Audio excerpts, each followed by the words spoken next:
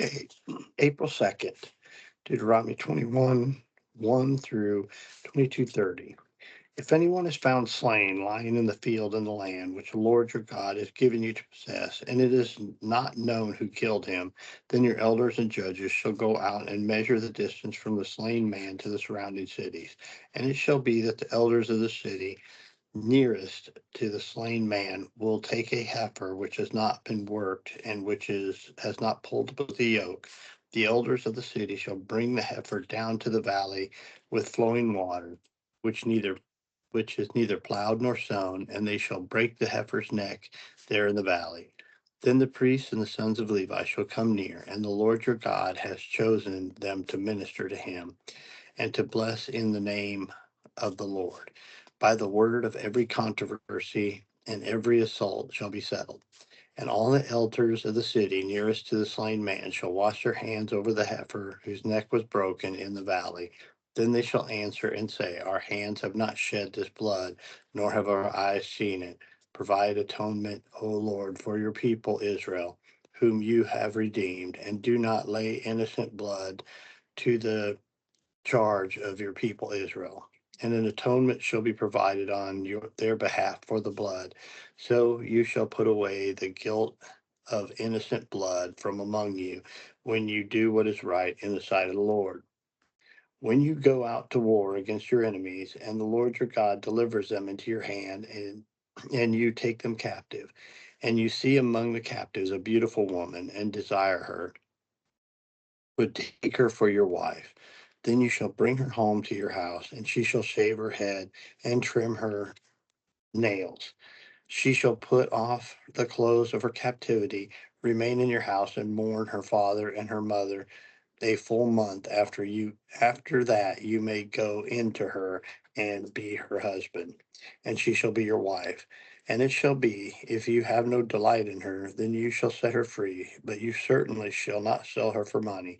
You shall not treat her brutally, because you have humbled her.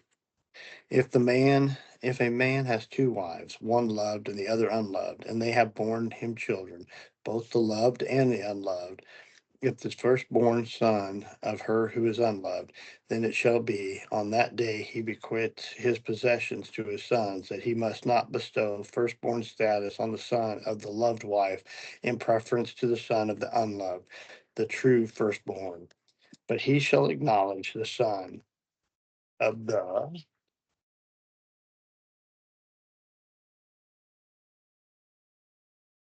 unloved wife as the firstborn by giving him a double portion of all that he has. For he is the beginning of his strength. The right hand of the firstborn is his.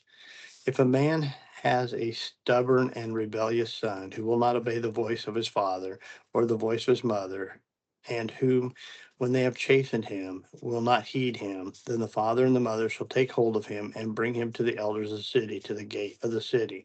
And they shall say to the elders of the city, this son of ours is stubborn and rebellious and will not obey our voice. He is a glutton and a drunkard. Then all the men of his city shall stone him to death with stones. So you shall put away the evil from among you, and all Israel shall hear and fear. If a man has committed a sin deserving of death, and he is put to death, and you hang him on a tree, his body shall not remain overnight on the tree, but you shall surely bury him that day, so that you do not defile the land which the Lord your God has given you as an inheritance. For he who is hanged is accursed of God. You shall not see your brother's ox or his sheep going astray, and hide yourself from them. You shall certainly bring them back to your brother. And if your brother is not near you, or if you do not know him, then you shall bring to your own house, and you shall remain with you until your brother seeks it. Then you shall restore it to him. You shall do the same with his donkey, and you shall do the same with his garment, with any lost thing of your brother's, which he has lost, and you have not found, and you have found. You shall do likewise. You must not hide yourself. You shall not see your brother's donkey or his ox fall down along the road, and hide yourself from them. You will surely help him lift them up again. A woman shall not wear anything that pertains to a man, nor shall a man put on any woman's garment, for all who do so are an abomination to the Lord your God. If a bird nests If a bird's nest happens to be before you along the way in any tree on the ground, and the with young ones or eggs with the mother sitting on the young or the eggs, you shall not take the mother with the young. You shall surely let the mother go, and take the young for yourself, so that it may be well with you, and that you may prolong your days. When you build a new house, then you shall make a parapet for your roof, that you may not bring guilt of bloodshed on your household if anyone falls from it. If you shall not sow your vineyard with the different kinds of seeds, least the yield of the seed which you have sown, and the fruit of your vineyard be defiled. You shall not plow with an ox and a donkey together. You shall not wear a garment of different sorts, such as wool and linen mixed together. You shall make tassels on the four corners of your clothing, which you shall cover yourself. If any man takes a wife and goes into her and detests her and charges her with shameful conduct and brings a bad name on her and says, I took this woman, and when I came to her, I found that she was not a virgin, then the father and the mother of the young woman shall take and bring out the evidence of the young woman's virginity to the elders of the city at the gate. And the young woman's father shall say to the elders, I gave my daughter to this man as a wife, and he detests her. Now he has charged her with shameful conduct, saying, I found your daughter was not a virgin. And yet these are the evidence of my daughter's virginity. And they shall spread the cloth before the elders of the city. Then the elders of the city shall take that man and punish him, and they shall fine him 100 shekels of silver, and give them to the father of the young woman, because he has brought a bad name on a virgin of Israel. And he shall and she shall be his wife. He cannot divorce her all his days. But if that thing is true, and evidence of virginity is not found for the young woman, then they shall bring out the young woman to the door of her father's house, and the men of her city shall stone her to death with stones, because she has done a disgraceful thing in Israel, to play the harlot in her father's house. You shall put away the evil from among you. If a man is found lying with a married woman, a woman married to a husband, then both shall die, the man who lay with the woman and the woman. So you shall put away the evil from Israel.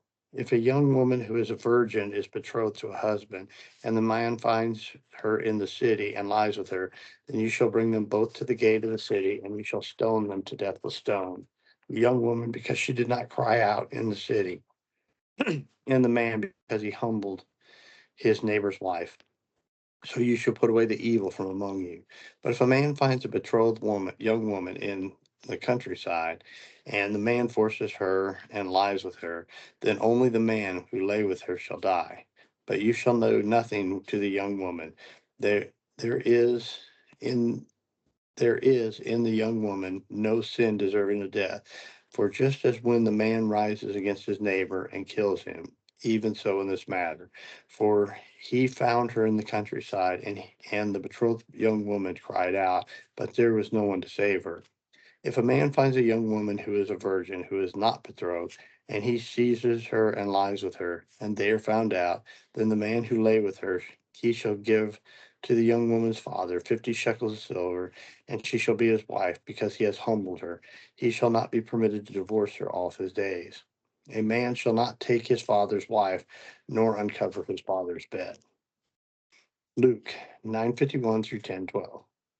Now it came to pass, when the time had come for him to be received up, that he steadfastly set his face to go to Jerusalem, and set messengers before his face. And as they went, they entered the village of the Samaritans to prepare for him. But they did not receive him, because his face was set for the journey to Jerusalem. And when his disciples, James and John, saw this, they said, Lord, do you want us to command fire to come down from heaven and consume them as Elijah did? But he turned and rebuked them and said, You do not know what manner of spirit you are of. For the Son of Man did not come to destroy men's lives, but to save them. And they went to another village. Now it happened as they journeyed on the road, that someone said to him, Lord, I will follow you wherever you go. And Jesus said to him, Foxes have holes and birds of the air have nests, but the Son of Man has nowhere to lie his head. Then he said to another, Follow me. But he said, Lord, let me first go and bury my father. Jesus said to him, let the dead bury their own dead, but you go and preach the kingdom of God. And to another also said, Lord, I will follow you, but let me first go and bid them farewell for who are at my house. But Jesus said to him, no one having put his hand to the plow and looking back is fit for the kingdom of God. After these things, the Lord appointed 70 others also, and sent them two by two before his face into every city and place where he himself was about to go. And he said to them, the harvest is truly great, but the laborers are few. Therefore pray to the Lord of the harvest and send out laborers into this harvest.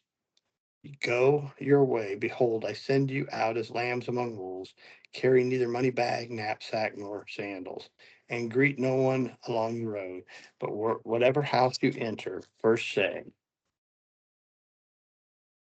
peace to this house. If a son of peace is there, your peace will rest on it. If not, it will return to you. And remain in that same house, and eating and drinking such things as they give, for the laborer is worthy of his wages. Do not go from house to house.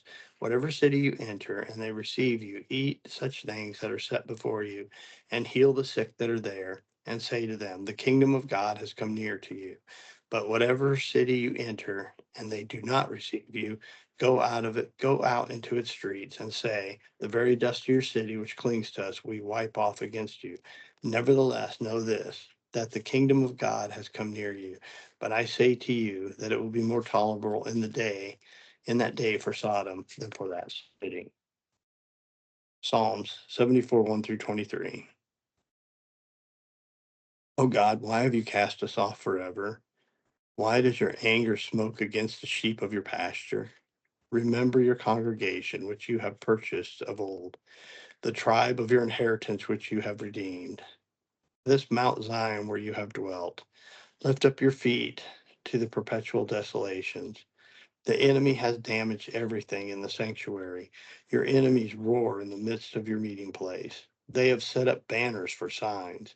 They seem like men who lift up axes among the thick trees. Now they break down its carved work all at once with axes and hammers.